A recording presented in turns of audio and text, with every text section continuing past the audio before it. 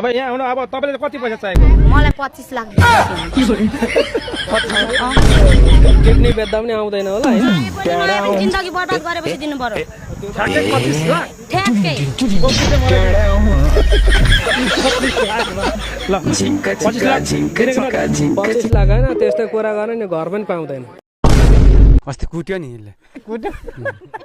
कुटेन होला कुट्यो नि कुट्यो अब तपाईले कुट्नु भयो लाने लाने भाइ लानु पनि तपाईँ जानुहुन्छ जानु भनेर आएको नि यहाँ तयार परिरहेको छु जेठासँग पनि दाजुभाइ चाहिँ सँगै बस्नुहुन्छ खानुहुन्छ अनि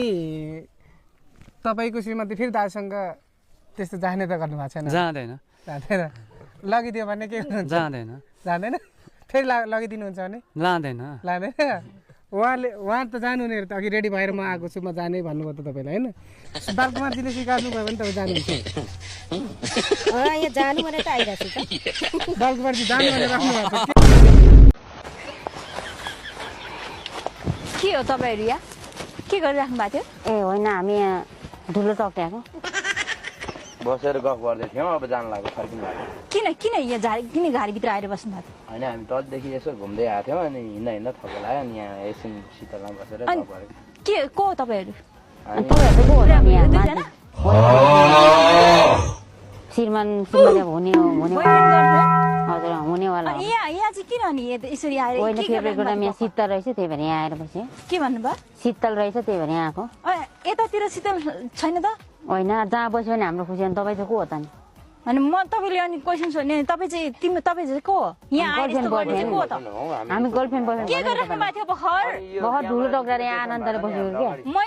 मैले देखेको त्यो त्यसो गर्नु भएको तपाईँले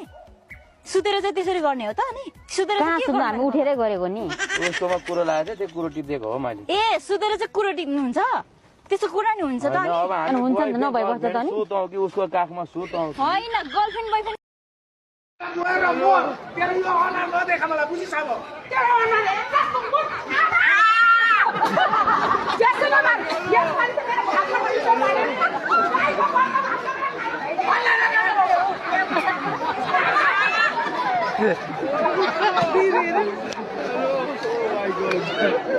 God.